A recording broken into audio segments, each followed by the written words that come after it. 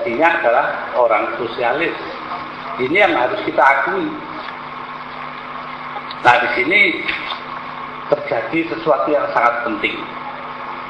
Ketika orang mengembangkan sosialismenya, diredusir oleh penguasa tahun 60-an menjadi PKI dan dilarang di mana-mana, bahkan pengikut-pengikutnya diburu, dibuang, dan banyak sekali yang nggak salah ikut dibunuh.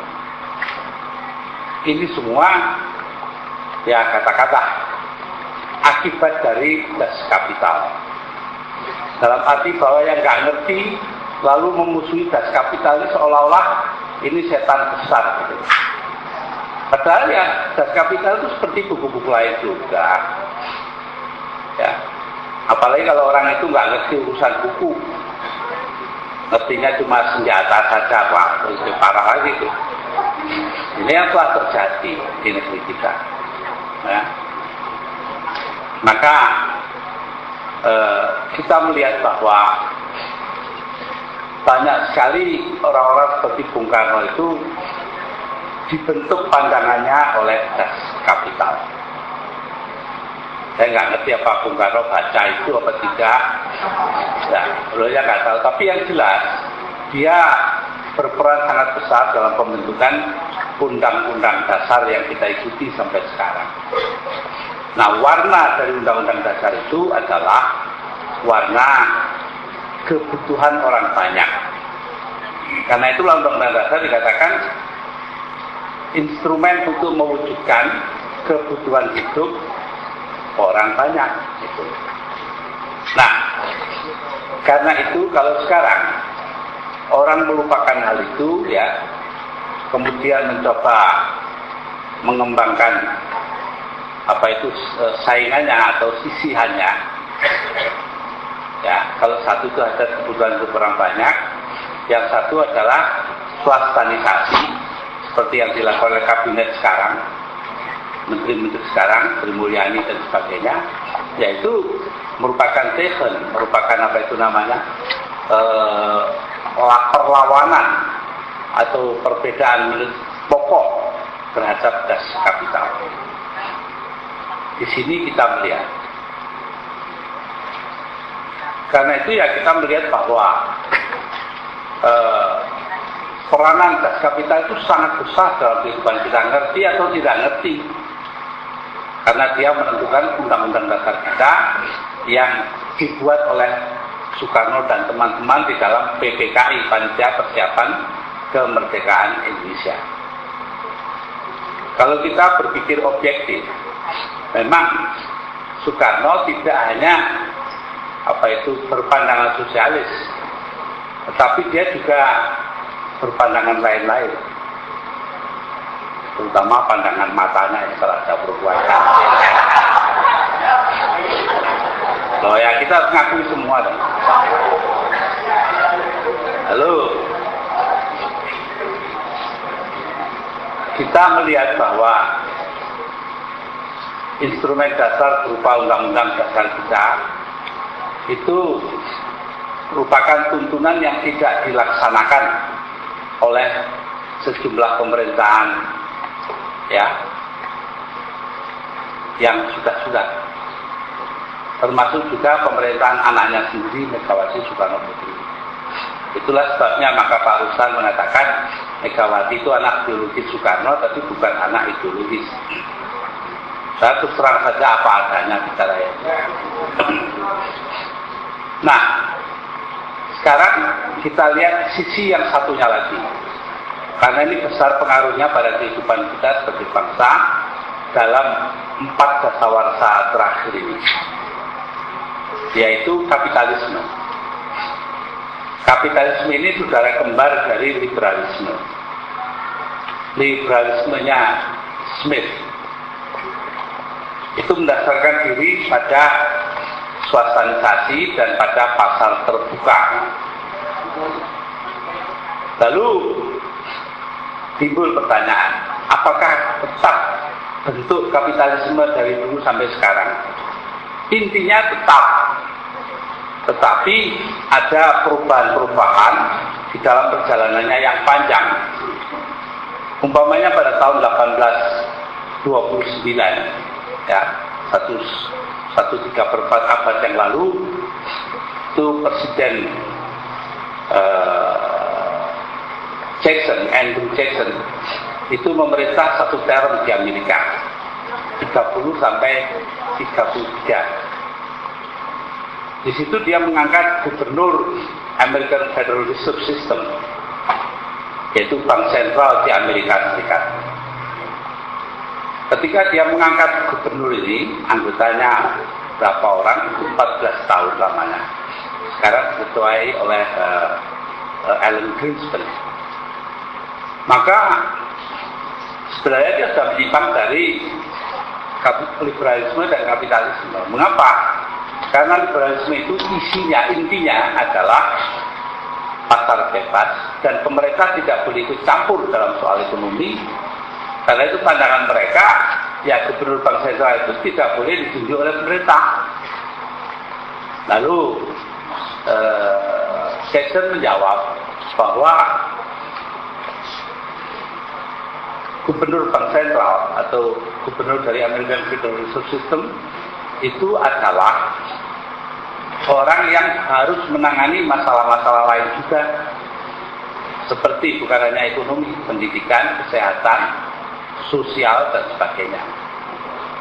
Karena itu kita lihat susunan kabinet di Amerika Serikat sekarang itu ada Health, Education, Welfare, HEW.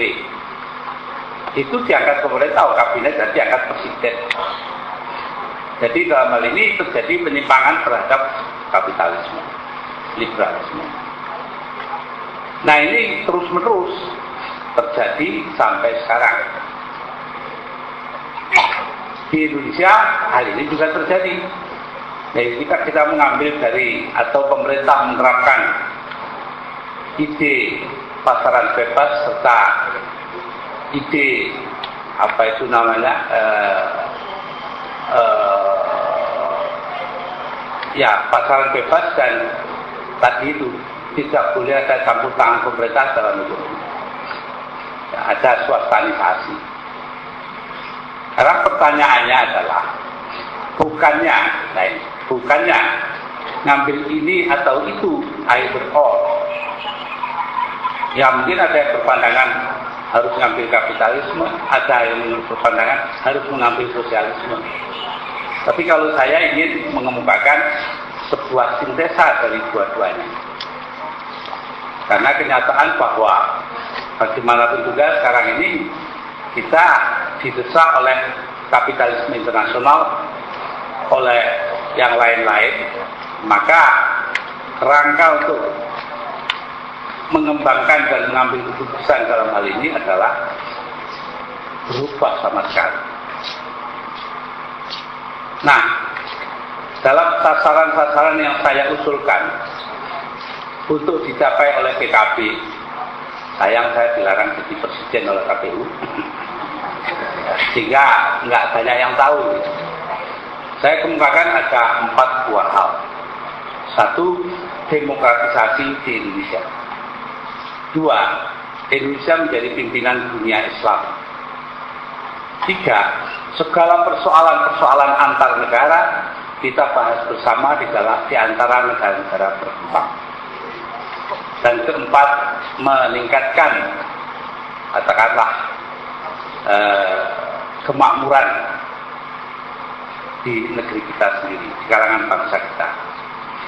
Inilah yang dinamakan masyarakat adil dan makmur oleh Undang-Undang Dasar. Adil dalam kemakmuran, tapi adil saja tidak cukup, harus makmur. Nah, dua-dua ini dicapai sekaligus kalau bisa. Nah, ini ukurannya sekarang sudah terlanjur secara umum, yaitu penghasilan rata-rata per warga negara per tahun, yang dikatakan orang annual personal income. Nah, jadi pendapatan pribadi per tahun itu untuk Indonesia sebetulnya dapat ditargetkan $10.000 itu tercapai dalam waktu tadinya saya hitung-hitung 15 tahun yang akan datang. Kalau mereka yang beginian ini nggak terus, ya mereka yang nggak tahu ukuran-ukuran itu. Nah, tetapi ternyata 2 tahun yang lalu setelah saya juga lengser, sejumlah ahli mengatakan kepada saya bahwa ini dapat tercapai dalam waktu 8 tahun. Jadi hampir separuh dari yang 15 tahun itu. Nah, kita lihat aja nanti apa bisa atau tidak, ya saya nggak tahu. Tapi ini merupakan akibat langsung dari adanya das kapital. Boleh kita campur-campur, tapi ya das kapital itu sendiri menentukan. Ambil contoh, saya di mana-mana selalu mengumumkakan kepada para duta besar, wartawan-wartawan luar negeri, di dalam negeri senengannya cuma gosip-gosip aja ya. Paksa kita bicaranya ke luar negeri. Ya, jadi saya nyatakan di sana bahwa pengaturan kehidupan itu lebih dulu melalui perkembangan ekonomi. Hal ini kita ambil dari Karl Marx,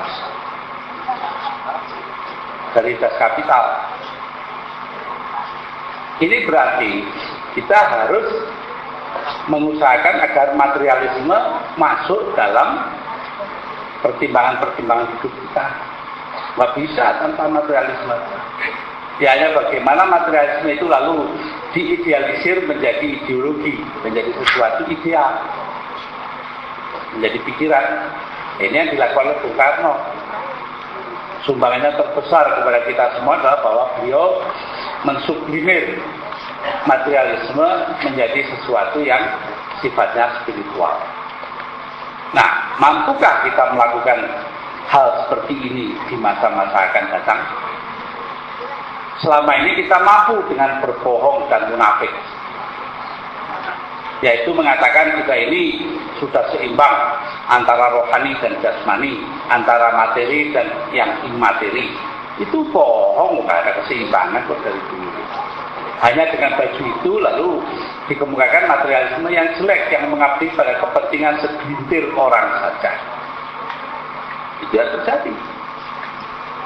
Dengan janji-janji akan ada bantuan kepada UKM, usaha kecil dan menengah, berupa kredit murah, itu tidak ada sama sekali. Berarti bahwa mereka itu tidak bisa mengembangkan orientasi yang benar. Lalu bagaimana kita mengembangkan sesuatu yang benar dari orientasi yang tidak kita kenal? Itu saya nggak ngerti itu. Karena itu saya melihat bahwa prinsip-prinsip persaingan itu kita tegakkan. Karena tanpa bersaing kita tidak akan mampu menjadi bangsa yang ikut serta dalam perdagangan internasional. Ini wajib. Dan untuk membersihkan KKN lah, kalau perdagangan bebas sudah hilang itu. Ya lain-lain macam-macam yang timbul dari situ tidak perlu saya ceritakan. Lalu yang berikutnya, karena saya sudah mengembangkan pandangan bahwa kita bersaing bebas, maka secara logika ya harus diikuti dengan melaksanakan prinsip-prinsip efisiensi yang rasional.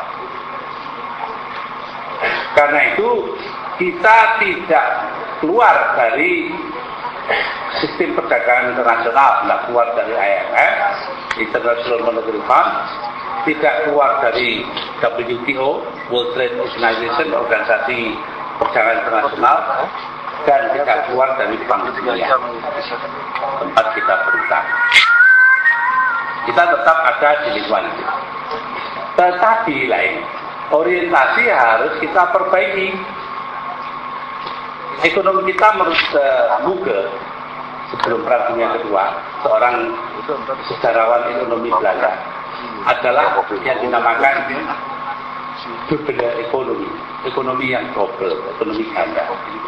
Di satu sisi kita kembangkan perdagangan formal, perusahaan-perusahaan besar dan sebagainya ya. Ya, ini kan. Di sisi lain kita bikin perusahaan-perusahaan informal atau usaha informal. Apakah mereka masuk UKM atau tidak penting bagi saya.